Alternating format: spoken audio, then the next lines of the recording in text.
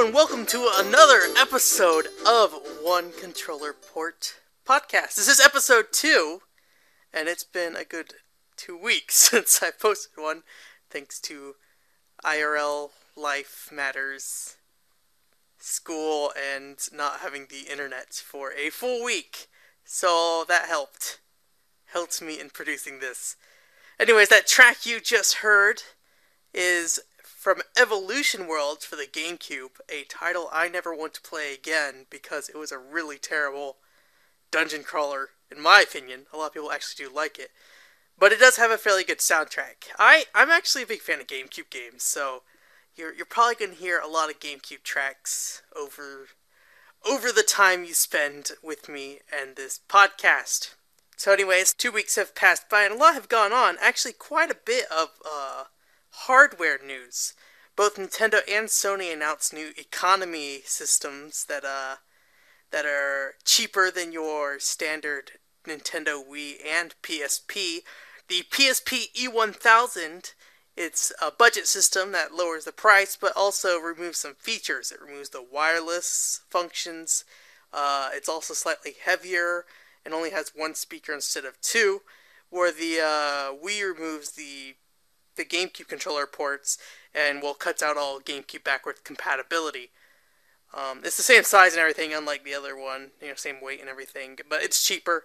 And it's also bundled with Wii Party and, oddly enough, the original Wii Sports Resort, since Nintendo had been kind of pushing that out the door before. They're like, oh, you should get Wii Sports Resorts instead. Or did I say the original? I bet the original Wii Sports, but yeah, so they've been giving out Wii Sports Resort recently, but not anymore in this bundle.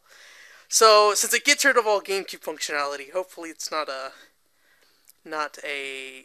replacing the standard SKU for the system, because anyone who likes GameCube games, or anyone who wants to play Smash Brothers, would like a GameCube controller port. So yeah, hopefully the option will remain there for either system. It's kind of interesting that Nintendo and Sony both came out with this at once, basically within a week of each other, or maybe only a few days, I don't remember.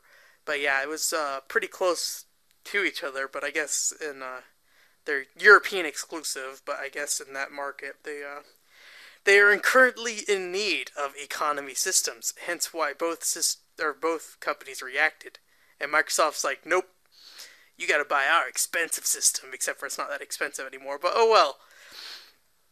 Another piece of news that's hardware related, although it's more of actually it is a pure rumor right now, is that the Nintendo 3DS will be seeing a significant redesign soon. And, we're all expecting a redesign of the system, eventually, at some point, there will be one. But what makes this rumor specifically interesting, and just to note, this rumor comes from a site, I think, 01.net, and they also revealed the PlayStation Vita's name, and I think they've been correctly leaked some other information in the past before. But anyway, so the big difference here is that it will be making a major change, is that it will be adding in a dual a second circle pad to use, so you basically have dual analog sticks, but they're circle pads on the 3DS.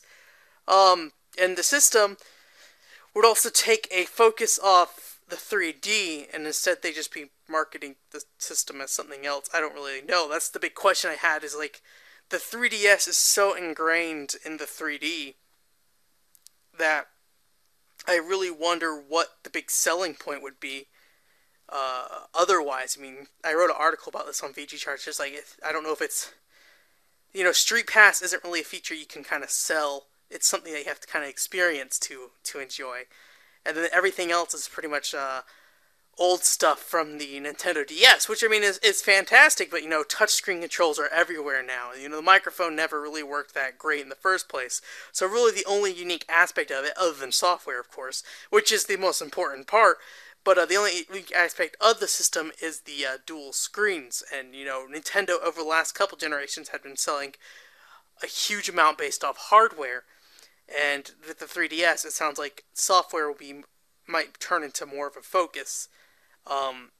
Again, this is a rumor, we don't know, but it's interesting. And for the second circle pad, the reason I'm kind of iffy about it is because they say that there's going to be an accessory that connects to your Nintendo 3DS, and then you can use the current Nintendo 3DS, because the revisioned model supposedly will have a second analog stick already built in, but the original DS will have one slapped on the side with like some kind of accessory that you add on. I don't really know how they'll do that, since at least from what I can see on the system, the only port they can utilize is the PowerPoint port, and I don't know if they have any control over the system itself through that, or if it's just for charging. Then otherwise it'd have to be used for wired, or it'd have to be used wireless, which would then require a battery, and then you have to charge it and everything. So yeah, I don't know about that. It's interesting, but again, it's a rumor.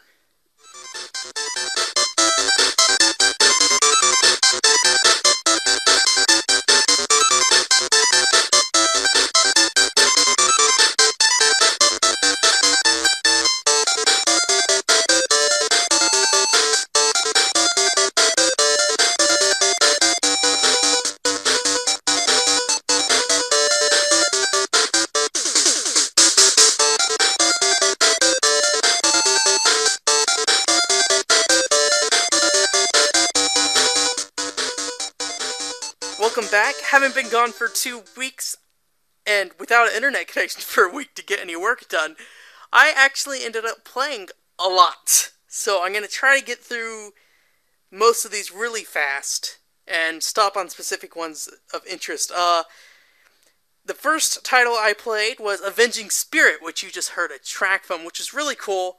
It was kind of like a Kirby-style game, but it was originally an arcade game, so it's very short. It took me about, I think, 2 hours to get through it.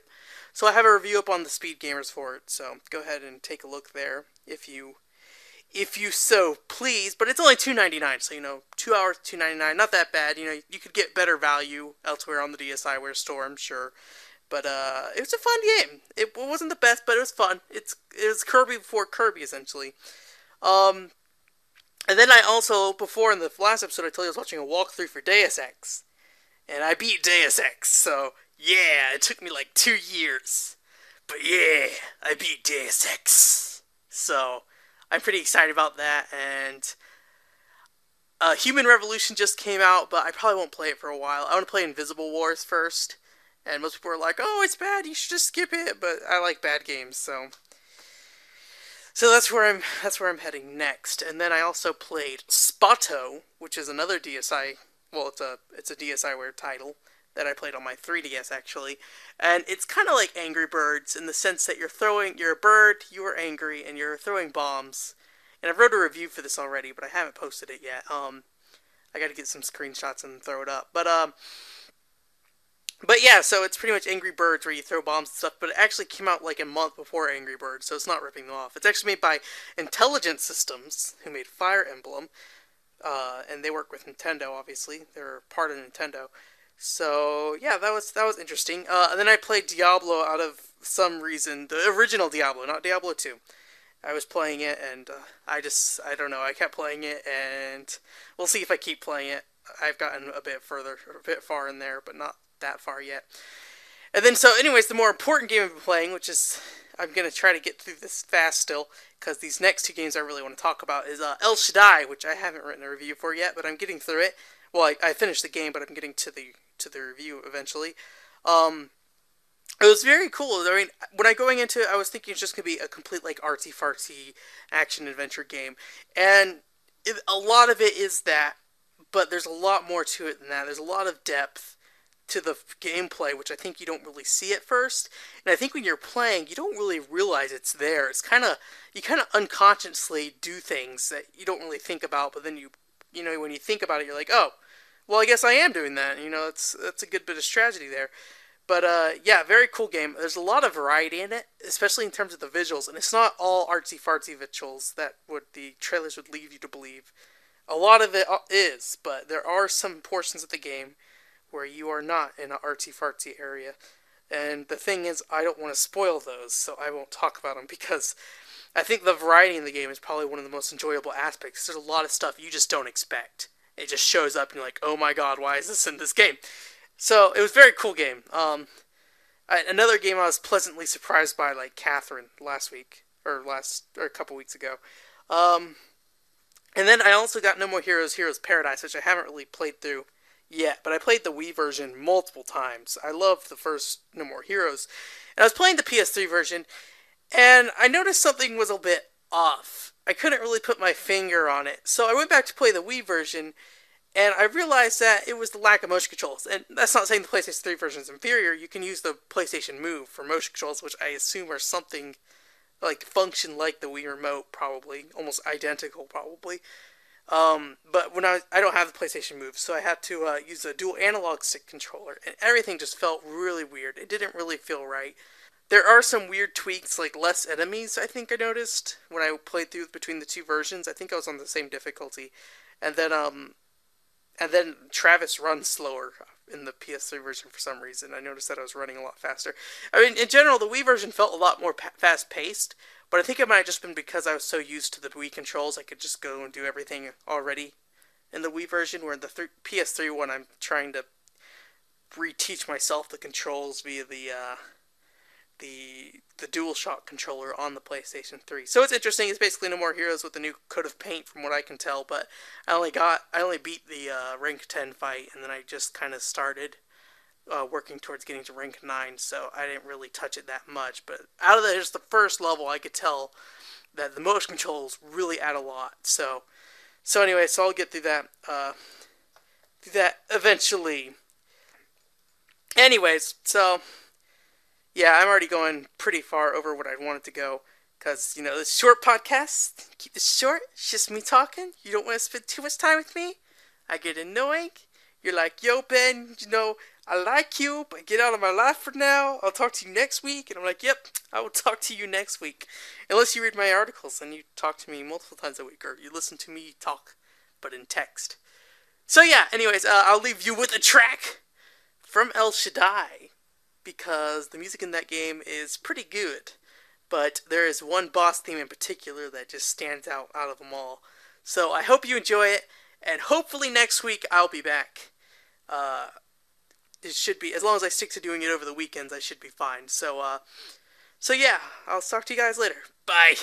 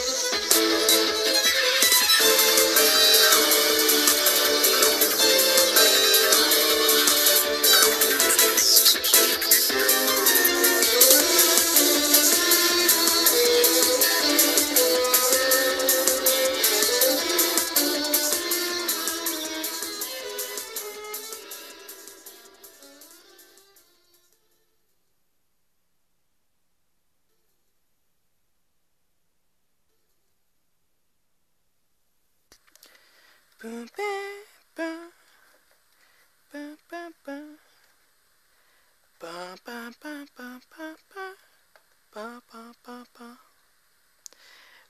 ba ba ba ba. Ba ba ba ba ba ba ba. Ba ba ba ba ba. Ba ba ba ba ba ba. Boom.